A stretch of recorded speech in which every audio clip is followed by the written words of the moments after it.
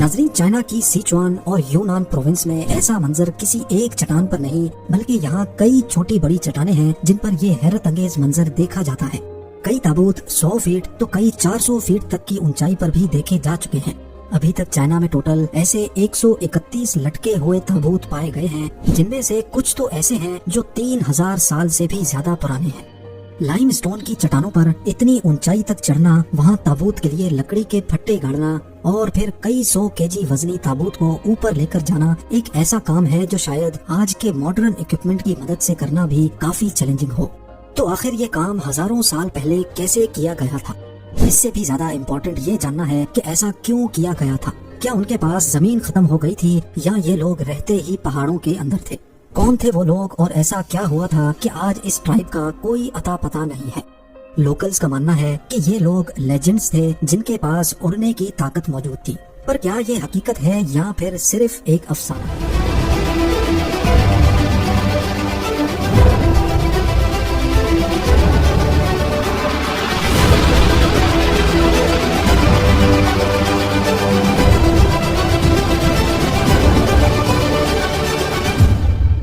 3000 साल पहले चाइना की सिचुआन और यूनान प्रोविंस में बो के नाम से एक कबीला रहता था।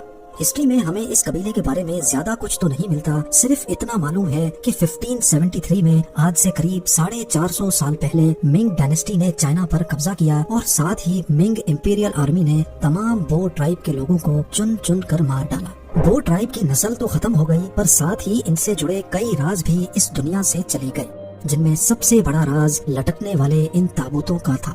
सेंट्रल चाइना का ये हिस्सा हजारों मील तक छोटे बड़े पहाड़ और चट्टानों से भरा हुआ है। इनमें से ज्यादातर चट्टानें काफी रिमोट हैं, जहां आज तक कोई नहीं जा पाया।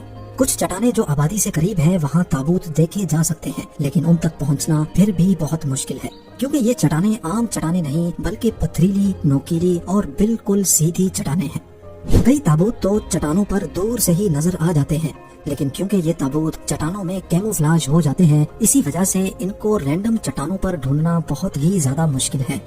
रिसर्चर्स ने मिलने वाले चंद ताबूतों का सैंपल लिया तो मालूम पड़ा कि इनमें से सबसे पुराना 3000 साल पहले बनाया गया था। इसी एविडेंस से हमें ये मालूम पड़ा है कि बो ट्राइब के लोग 3000 साल पहले भी यहाँ रहा करते थे। एस्टीमेट लगाया गया है कि इस प्रोविंस में मजीद हजारों ताबूत छुपे हो सकते हैं। जाहिर है जो कबीला इतना पुराना हो उसके सिर्फ 131 ताबूत कैसे हो सकते हैं। इन ताबूत की खास बात यह है कि इनको लकड़ी के सिंगल पीस से बनाया गया था। एक्सपर्ट्स का मानना है कि उस दौर में अगर कोई टूल था तो वो था सिर्फ कुल्हाड़ी। इसका मतलब है कि बो कबीले के लोग सिर्फ कुल्हाड़ी की मदद से बड़े दरख्त के तने का अंदरूनी हिस्सा काट कर उसको ताबूत की शक्ल देते थे। China exploration and research society की तरफ से एक कैंपेन अरेंज की गई, जिसमें दुनिया भर के आर्कियोलॉजिस्ट और रिसर्चर्स ने छुपे हुए इन हैंगिंग कॉफन्स को ढूंढने का फैसला किया ताकि इस मिस्ट्री को सुलझाया जा सके।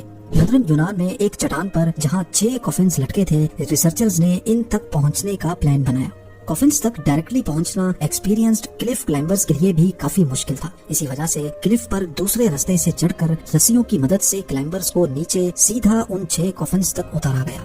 ये बहुत ही खस्ता हाल के कॉफिन्स थे, जिनको लकड़ी के जिन तनों पर सपोर्ट देकर रखा गया था वो भी बिल्कुल गल चुकी थी और किसी भी वक्त टूट सकती थी। क्लाइंबर्स को इन ताबूतों के अंदर जो कुछ मिला उसने इस मिस्ट्री को सुलझाने के बजाय मजीद उलझा दिया। जी हाँ, इनमें मौजूद हड्डियों के सैंपल्स पर जब रिसर्च की गई तो मालूम पड़ा कि हर ताबूत में 1 से ज्यादा इंसानों की हड्डियां मौजूद थी। इसके अलावा इन हड्डियों पर मिट्टी भी चिपकी हुई थी। पहले तो ये समझा गया कि शायद बारिश का पानी और चट्टानों से गिरने वाली मिट्टी ताबूत के अंदर अपना रास्ता बना गई है, लेकिन बाद में मालूम पड़ा कि बो ट्राइब के लोग असल में पहले मुर्दों को मिट्टी में दफन करते थे और बाद में जब बॉडी डिकम्पोज हो जाती थी फिर उसको निकाल कर ताबूत में रखा करते थे। ढांचे को ताबूत में डालकर खाली हिस्सों में रेत भर दी जाती थी, शायद इसलिए ताकि ताबूत को ऊपर चढ़ाते वक्त अंदर मौजूद हड्डियां हिल ना सके। इस रेत की वजह से ही ये ताबूत 250 केजी वजनी है। तो अब सवाल ये है कि जिन चट्टानों पर अकेले इंसान का चढ़ना भी नामुमकिन है, वहाँ तक इतने वजनी ताबूत को कैसे ले जाया गया? जाहिर है उस दौर में बो ट्राइब के पास कोई मशीनरी तो नहीं थी, लेकिन 3000 साल पहले बो ट्राइब के पास रस्सियाँ, छेनी हथौड़ा और सबसे बढ़कर मैन पावर मौजूद थी। जिन चट्टानों पर बो ट्राइब ने ताबूत रखे थे उनकी जब तफसील से जांच की गई तो रिसर्चर्स को यहाँ चट्टान पर छोटे छोटे सुराख हुए भी मिले। یہ سوراخ کسی صورت بھی نیچرل نہیں لگ رہے تھے، بلکہ ان کو کسی نے چھینی اور ہتھوڑے کی مدد سے کیا تھا۔ ایسا معلوم ہوتا ہے کہ ان سوراخوں کا ضرور ان تابوتوں سے کوئی کنیکشن ہے۔ شاید وہ لوگ اس میں بانس کے ڈنڈے ڈال کر اوپر چڑھنے کے لیے ایک سپورٹ بناتے تھے۔ اس مسٹری کو سالو کرنے کے لیے ایک ایکسپیریمنٹ کرنے کی ضرورت تھی۔ 2003 میں ڈسکوری چینل کی ایک ٹیم نے یہ ایکسپیریمنٹ کرنے کا فیصلہ کیا۔ انہوں نے ہو بہو بو ٹرائب جیسا تابوت صرف کلہاڑی کی مدد سے تیار کیا۔ اس کے بعد چٹان میں سوراخ کر کے اس میں بانس کا ڈنڈا پھنسایا گیا، جس پر ایک آدمی آسانی سے کھڑا ہو سکتا تھا۔ اسی طریقے سے 5 سے 6 فٹ کے فاصلے پہ چٹان پر سوراخ کیے گئے اور اس میں ڈنڈے گاڑے گئے۔ یہ بانس کے ڈنڈے ایک طرح کے اسٹیپس تھے جو چٹان پر اوپر چڑھنے کے کام آتے تھے۔ جس ہائٹ پر تابوت کو رکھا جانا تھا وہاں ایک ڈنڈے کو پلی کے طور پہ استعمال کیا گیا۔ آج کل کی ماڈرن پلی میں تو بال بیرنگ ہوتی ہے، جس سے رسی کو گول گھومنے میں آسانی ہو جاتی ہے۔ بانس کا ڈنڈا اوپر سے سلپری ہوتا ہے جو لگ بھگ بال بیرنگ جیسا ہی افیکٹ دیتا ہے۔ رسی کو اس دیسی پلی سے گزار کر تابوت کو دوسری طرف سے اوپر کھینچا گیا۔